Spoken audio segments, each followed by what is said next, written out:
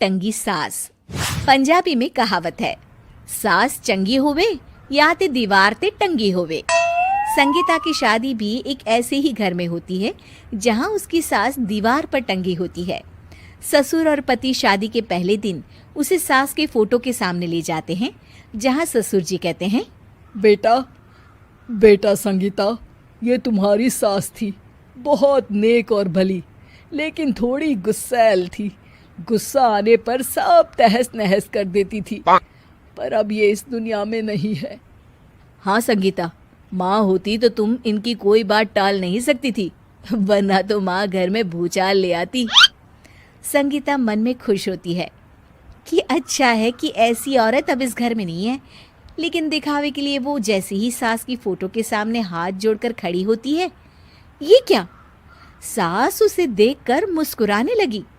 संगीता आंखों को मलकर एक बार फिर से देखती है, लेकिन फिर सास के चेहरे का भाव, भंगिमा यानी एक्सप्रेशन बिल्कुल बदले होते हैं। वो अपने पति और ससुर को कहती है, माँ की तस्वीर तो स्माइल कर रही है। ना ना बेटी, ये कैसे संभव है? जरूर तुम्हें कोई गलती हुई होगी, ऐसा कैसे हो सकता है? लगता है तुम शादी की सारी फॉर्मेलिटी करते करते थक गई हो, तुम्हें आराम की जरूरत है संगीता। खैर, सारे संगीता की बात को इग्नोर कर कमरे में चले जाते हैं। वैसे सास की फोटो पर एक्सप्रेशन एक के बाद एक बदलते ही रहते हैं। सुबह होती है, पति और ससुर को काम पर भेजकर संगीता कमरे की सफाई करने में लग जाती है कि तभी उसे आवाज आती है, टेबल ठीक से साफ करो। ऐसे भी कोई टेबल साफ करता है? इससे अच्छा तो ये गंदा ही था। किसी औरत की आवाज सुन संगीता दंग रह जाती है और सोचने लगती है कि आवाज कहाँ से आई। आवाज को नजरअंदाज कर वो फिर से अपना काम करना शुरू करती है, लेकिन इस बार तो आवाज बिल्कुल उसके कान के पास से आती है। मेरा घर है ये। जब तक मैं थी चमका कर रखती थी, हर एक चीज शीशे की तरह थी। तुम्हें तो ना सफाई आती है ना कुछ पता है। क्यों तुम्हें मेरे घर की जिम्मेदारी दे दी गई है? पता नहीं तुम में मेरे बेटे को क्या दिखाई दिया।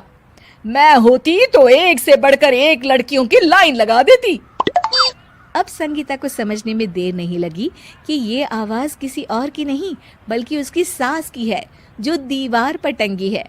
वो उसके पास जाती है और कहती है, नमस्ते सासू माँ, मुझे तो कल ही लग रहा था कि दीवार में कुछ काला है। वो दीवार नहीं, दाल होती है पगली। सही पकड़े हैं सासू माँ। तो क्या हो गया आपको जो आप यहाँ भी चैन से नहीं बैठी हैं? सुना मैंने आपका व्यवहार काफी गुस्से वाला था।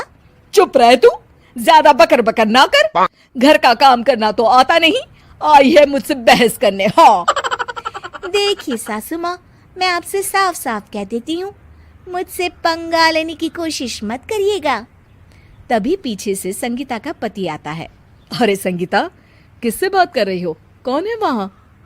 संगीता की सास की फोटो फिर से पहले जैसी हो जाती है। आपकी माँ से कह रही थी कि मुझे काम करना आता।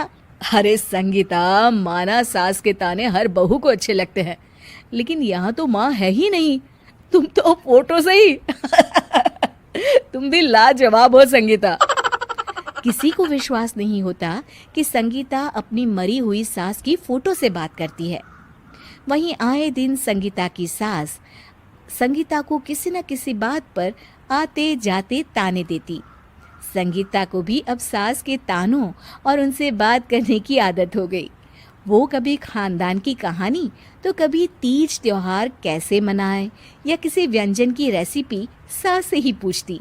सारा दिन घर में अकेली संगीता की सास अब उसके लिए तानों के साथ पक्की साथी की तरह भी रहने लगी थी, जो किसी और को नहीं बल्कि संगीता को ही सुनाई देती। तो देखा आपने, सास बहू का रिश्ता हर रिश्ते से ऊपर होता है, फिर चाहे वो खट्टा हो या मीठा।